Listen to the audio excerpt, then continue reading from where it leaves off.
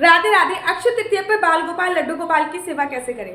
अक्षय तृतीया पर बाल गोपाल लड्डू गोपाल की सेवा करने के लिए बहुत सिंपल तरीका है। सबसे पहले आप खुद नहाइए, पानी में गंगा जल डाल के और गुलाब जल डाल के आपको सबसे पहले खुद नहाना है। उसके बाद आपको बाल गोपाल लड्डू गोपाल को उठाना है, उनको दूध का भोग देना है, दूध ठंडा करके उनको देना है। हमारे कन्हैया जी ऐसे हैं ना, वो ठंडा दूध ही पीना पसंद करते हैं और गर्मी तो वैसे इतनी ज़्यादा तेज हो रही है। उसके बाद पंचामृत बनाइए और पंचामृत से बाल गोपाल लड्डू गोपाल को स्नान करा दीजिए।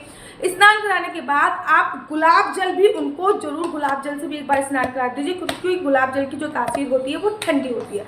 गुलाब जल से स्नान कराने के बाद चंदन का एक लेप होता है, वो चंदन का लेप तैयार कर लीजिए। या तो फिर वो घिसने वाला चंदन से आप लेप तैयार कर सकते हो, या फिर गोपी चंदन या फिर अष्टगंधा जो तिलक होता है उसको घोलकर एक लेप तैयार कर लीजिए। जो भी चंदन आपके यहाँ पे है उसको एक लेप तैयार कर लीजिए। क्या क्या लेप में जाएगा? चंदन जाएगा विशेष तौर पे, उसमें आपको थोड़ा सा गुलाब जल डालना है, थोड़ा सा इत्र डालना है। इत्र कौन सा? गुलाब का इत्र डाल सकते हो आप, ठीक है ना। गुलाब के साथ साथ आप एक दो इत्र और डाल सकते हो, जैसे कि चंदन का इत्र डाल सकते हो, चंदन का इत्र ठंडा होता है, मेहंदी का इत्र डाल सकते हो।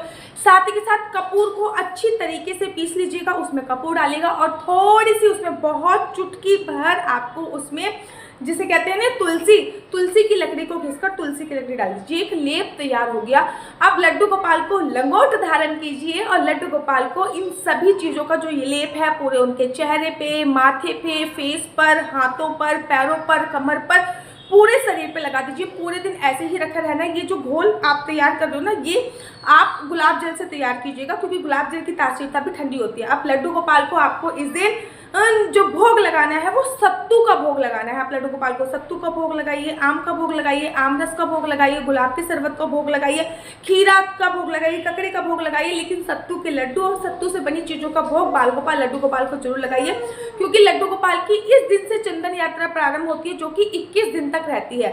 चंदन यात्रा बहुत प्रमुख होती है और चंदन यात्रा करने से आपको अनंत गुना फलों की प्राप्ति होती है। रात को आप बाल गोपाल लड्डू गोपाल को ये चंदन हटाएंगे, एक कटोरी में रखेंगे और अगर आपका मन है तो आप नहला दीजिए।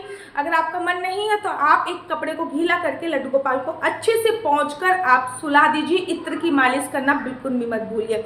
लड्डू गोपाल की इस दिन से चंदन यात्रा प्रारंभ होती है। आप अक्षय तृतीया वाले दिन भी कर सकते हो, अक्षय तृतीया से प्रारंभ करके 5 दिन तक भी कर सकते हो और 21 दिन तक भी कर सकते हो। राधे राधे, हरे कृष्ण, हरि बोल।